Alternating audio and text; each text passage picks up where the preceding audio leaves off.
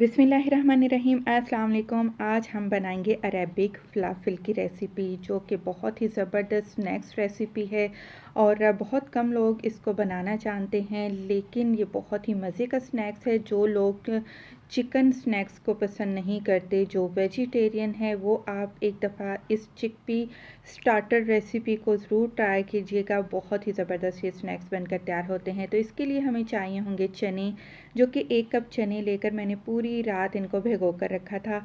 मैं हमेशा आपको कहती हूँ कि चनों में मीठा सोडा डालिए, लेकिन इस रेसिपी के लिए आपने शुरू में पानी में भिगोकर मीठा सोडा नहीं रखना।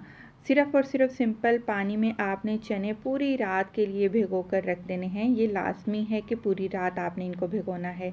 इसके बाद आपको एक फूड प्रोसेसर चाहिए होगा, जिसमें आपने पूरी 1 गट्ठी फ्रेश धनिया वो आपने इसमें डाल देना है। साथ ही डालेंगे 6 जवे लहसुन के, और इसके बाद हम प्याज का भी इस्तेमाल करेंगे। एक छोटे साइज़ का आप प्याज ने रफली चॉप करके आपने वो भी इसमें शामिल कर देना है। इसके बाद आपने इस चॉपर को चला लेना है। बंद कर दीजिएगा अच्छे तरीके से, ताकि सारी चीज़ें अच्छे से इनको आपने चॉप करके रख लेना है।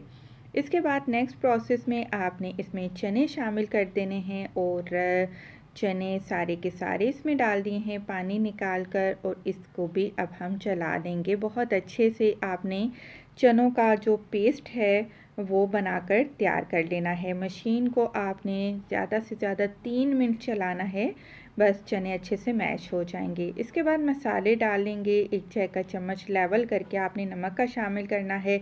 आधा चाय का चम्मच आप लाल मिर्च का पाउडर इस्तेमाल करेंगे, क्योंकि ये स्नैक्स बहुत ज़्यादा तीखे नहीं होते, स्पाइसी नहीं होते। तो आधा चाय का चम्मच लाल मिर्च पाउडर, 1 चाय का चम्मच ज़ीरा पाउडर डाला है।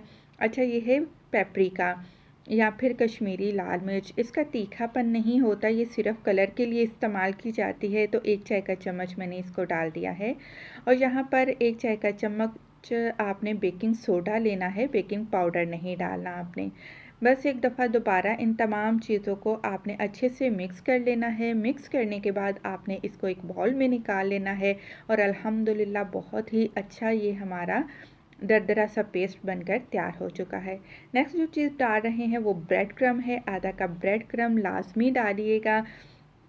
ब्रेड क्रम डालने से एक तो बाइंडिंग भी अच्छी हो जाएगी, और दूसरा चनों के अंदर अगर हल्का फुल्का मॉइस्चर है तो वो भी ख़त्म हो जाएगा। ब्रेड क्रम अपने अंदर जज़ब कर लेंगे वो नमी।